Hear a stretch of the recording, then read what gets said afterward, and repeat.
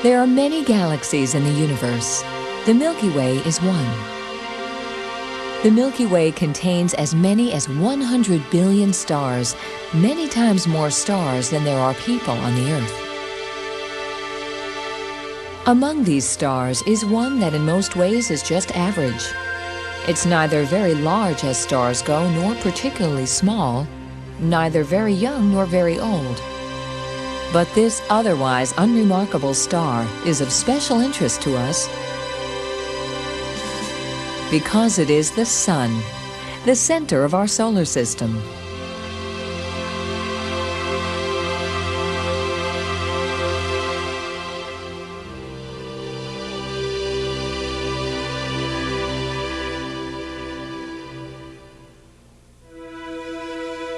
Orbiting high above the Earth, the Hubble Space Telescope can see much farther into space than any ground-based telescope built before it.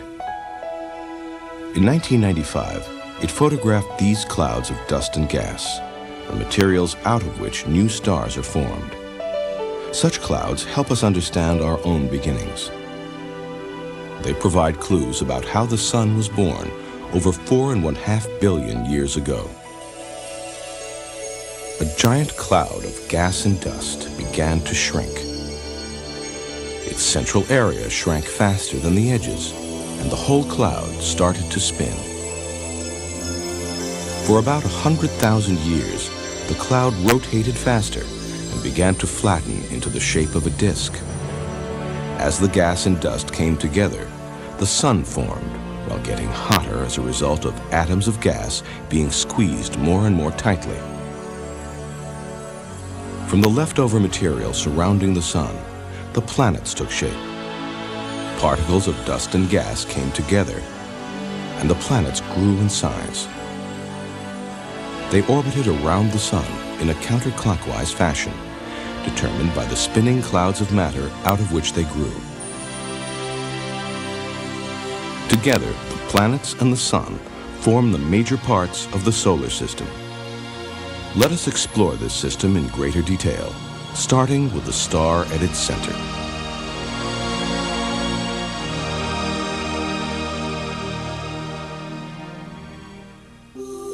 With a diameter of approximately 1,390,000 kilometers, or 864,000 miles, the Sun could fit all the planets inside of it 500 times over. The Sun is the major source of heat and energy in the solar system. Its surface reaches temperatures of about 5,500 degrees Celsius, or 10,000 degrees Fahrenheit. Actually, it doesn't have a surface like the Earth or the Moon. Instead, it has layers of gases that are constantly moving. The Sun has an atmosphere that extends into space. The outermost layer of this atmosphere is called the corona. The corona can't be seen during a normal day because of the brightness of the sky. However, you can see the corona during a solar eclipse when the Moon comes directly between the Sun and the Earth, blocking out the Sun's light. Then, the corona appears like a huge halo around the Moon's silhouette. Sometimes, huge eruptions of hot gas surge into the corona and off into space. These eruptions, called solar prominences, make spectacular displays of streamers, arches, and loops. The Sun dominates the planets. A planet's climate, seasons, and its days and nights are all determined by its relationship with the Sun. The planets revolve around the Sun in orbits that look like circles but are in fact ellipses, circles that have been flattened a little. A planet orbiting around the Sun is a little like a tennis ball on a string. As the student swings the ball, it orbits around her. The outward pull away from the student is called centrifugal force. Because of centrifugal force, the ball would fly away from the student if it weren't attached to a string. The Sun has an invisible force, gravity, that attracts the planets. Like a string, gravity keeps them in orbit. Without gravity, centrifugal force would cause the planets to fly off into space. Let's look at the different planets, beginning with the inner planets, the ones whose orbits are closest to the Sun.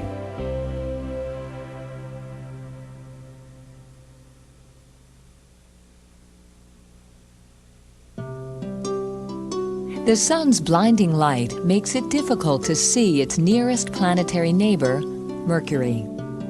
On average, Mercury is 58 million kilometers or 36 million miles from the Sun. A planet's year is the length of time it takes to make one complete orbit.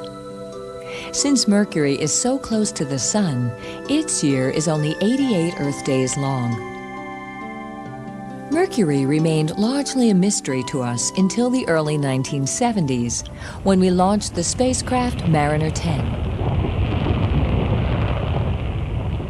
Mariner 10 came close enough to Mercury to take detailed photographs. This image was pieced together with different pictures taken by the spacecraft. Mercury looks like the Earth's moon. Its surface is pitted with craters. These craters are signs of a turbulent past when, like huge artillery shells, rocks from space crashed into the planet. Unlike the Moon, Mercury seems to have shrunk slightly. This shrinking caused its crust to crack like the skin of a shriveled fruit, leaving lines and ridges. If we could cut Mercury open, we'd see that the planet has a core that is mostly iron. Surrounding this core is a layer called the mantle that consists mostly of rock. Mercury's mantle is very thin compared to the mantle of other planets. Scientists think that Mercury long ago collided with something that stripped away part of its mantle. The next planet out from the center of the solar system is Venus. It is about 108 million kilometers, or 67 million miles from the Sun. Venus can be seen without the help of a telescope. After the Moon, it is the brightest object in the night sky. Venus is about the same size as the Earth, but in other ways is very different. It has a thick atmosphere of carbon dioxide gas and sulfuric acid. The atmosphere traps heat from the Sun, making the planet very hot, about 465 degrees Celsius or 870 degrees Fahrenheit. The atmosphere also hides the planet's surface, so that until recently we had no idea what the surface looked like. In 1990, the space probe Magellan went into orbit around Venus. Using radar, Magellan was able to pierce Venus's thick atmosphere and map the landscape that lay hidden below. This is what Venus looks like, stripped of the gaseous mass that envelops it. Imagine flying low over the surface of Venus.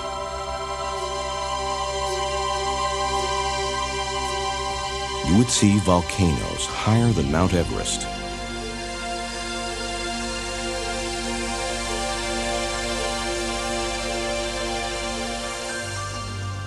And plains covered by lava flows.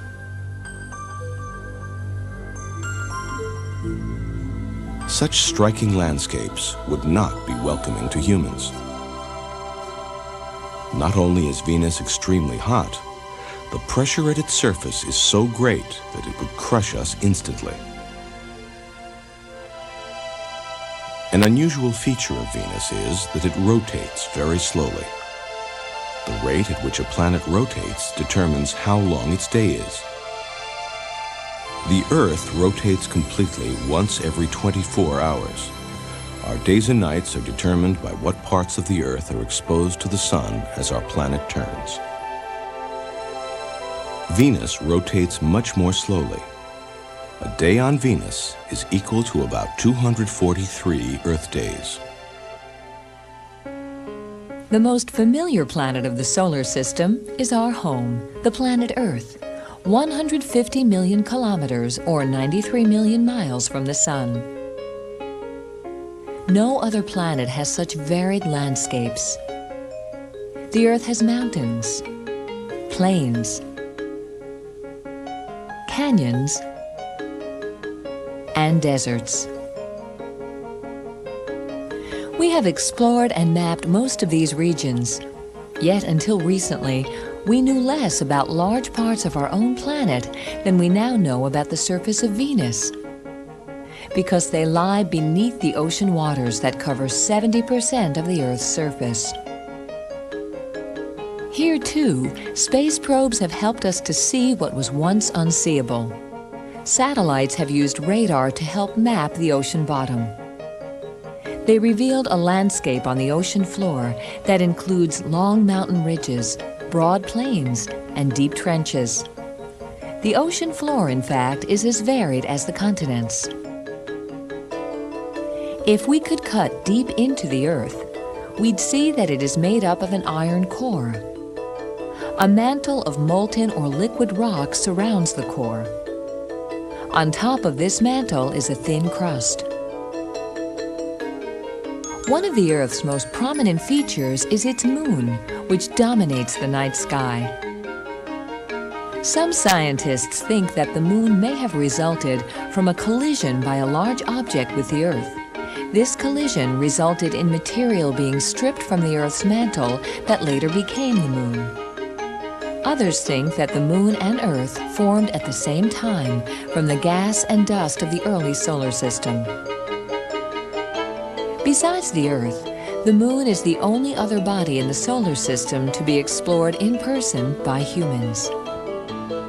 Between 1969 and 1972, the United States landed 6 manned missions on the moon. In addition to lots of water, the Earth has an atmosphere containing oxygen. The combination of oxygen and water supports an incredible variety of life. Above all else, this abundant life gives Earth its special place in the solar system.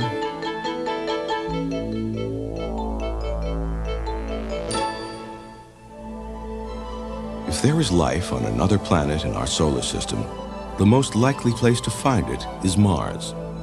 On average, Mars is about 230 million kilometers, or 140 million miles from the Sun.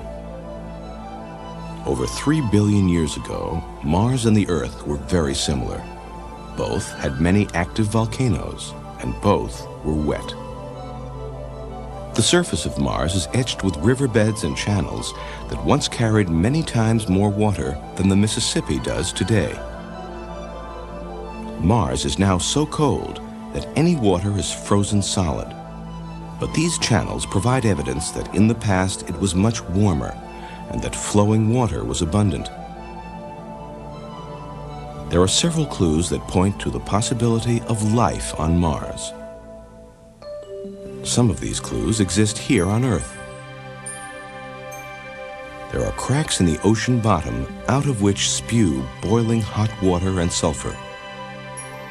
In this incredibly harsh environment live bacteria that feed on the sulfur.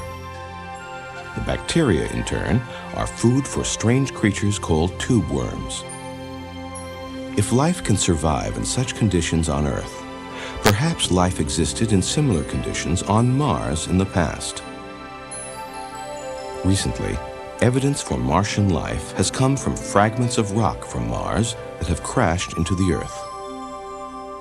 In 1996, scientists studied one such rock and discovered what may be the fossil remains of bacteria-like forms of life that existed on Mars millions of years ago. Some scientists think that beneath Mars' surface there are remnants of water that could support life even today.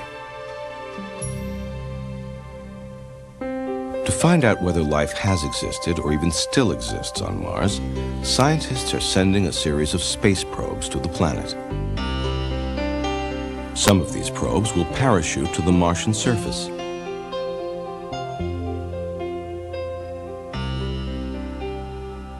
There, robotic vehicles can analyze samples of rock for evidence of life.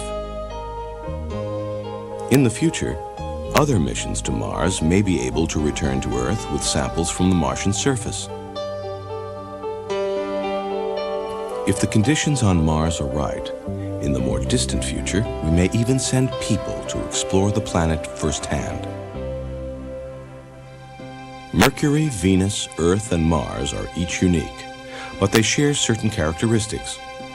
All the inner planets are relatively small, and all have rocky surfaces. But as we shall see, the planets farther out from the Sun are very different.